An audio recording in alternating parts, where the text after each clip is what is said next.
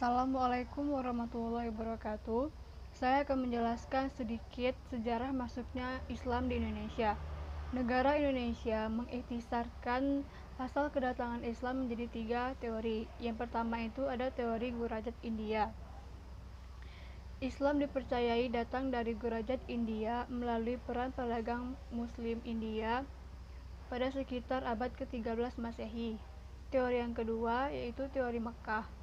Islam dipercaya tiba di Indonesia langsung dari Timur Tengah melalui jasa para pedagang Arab Muslim sekitar abad ke-7 Masehi. Dan teori yang ketiga itu ada teori Persia. Islam tiba di Indonesia melalui peran pedagang asal Persia yang di dalam perjalanannya singgah di Gurajat sebelum ke Nusantara sekitar abad ke-13 Masehi.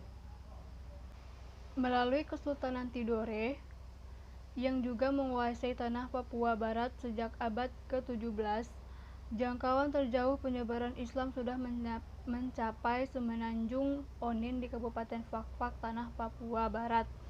Hamka berpendapat bahwa pada tahun 625 Masehi, sebuah naskah Tiongkok mengabarkan bahwa menemukan kelompok bangsa Arab yang telah bermukim di pantai barat Sumatera.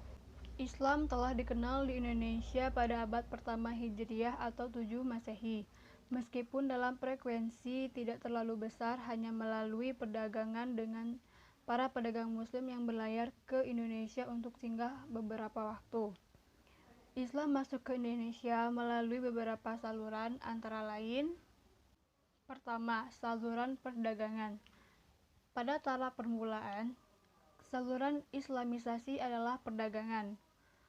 Kesibukan lalu lintas perdagangan pada abad ke-7 hingga 16 Masehi membuat pedagang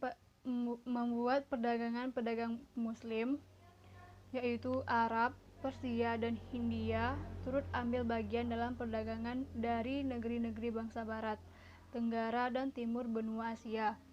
Saluran Islamisasi melalui perdagangan ini sangat menguntungkan karena para raja dan bangsawan turut serta dalam kegiatan perdagangan, bahkan mereka menjadi pemilik kapal dan saham.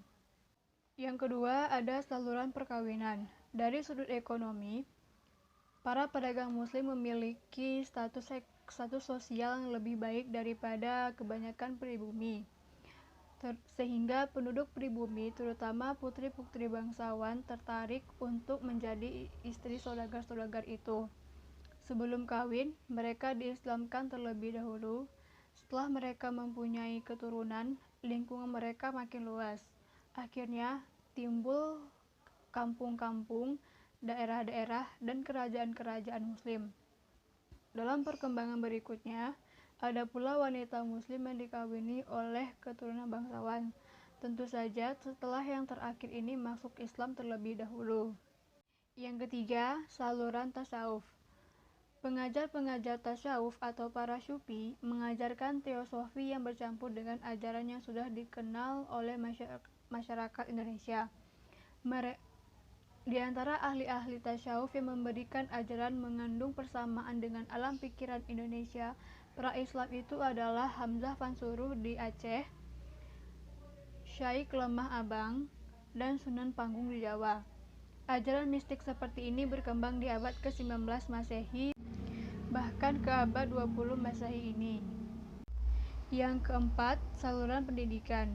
Islamisasi juga dilakukan melalui pendidikan, baik pesantren ataupun pondok-pondok yang diselenggarakan oleh guru-guru agama, kiai-kiai, dan ulama-ulama.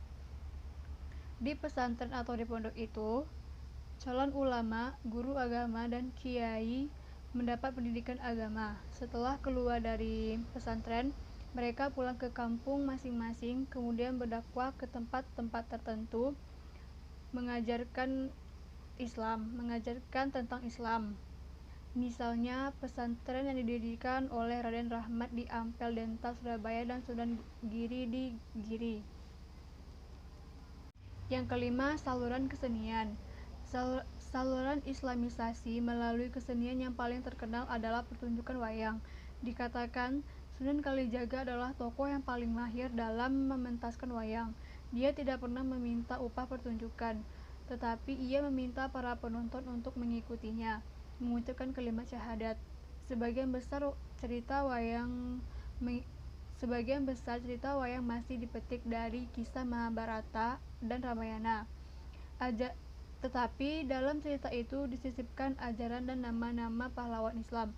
Kesenian-kesenian lain juga dikatakan adalah islamisasi, seperti sastra, hikayat, badat, dan sebagainya, seni bangunan, dan seni ukir. Dan yang terakhir adalah saluran politik. Di Maluku dan Sulawesi Selatan, kebanyakan rakyat Indonesia masuk Islam setelah rajanya memeluk Islam terlebih dahulu. Pengaruh politik raja sangat membantu tersebarnya Islam di daerah ini. Kebangkitan Islam semakin berkembang, membentuk organisasi-organisasi sosial keagamaan. Pengetahuan mereka akan kemiskinan, kebodohan, dan ketindasan masyarakat Indonesia pada saatnya mendorong lahirnya organisasi sosial seperti Budi Utomo, Taman Siswa, Jong Java, Jong Sumatranan Bon, Jong Ambon, Jong Celebes, dan sebagainya. Sedikit penjelasan dari saya, semoga bermanfaat dan bisa menambah wawasan kalian. Saya akhiri, wassalamualaikum warahmatullahi wabarakatuh. I was hanging with you and then I realized I didn't think it was true. I was surprised.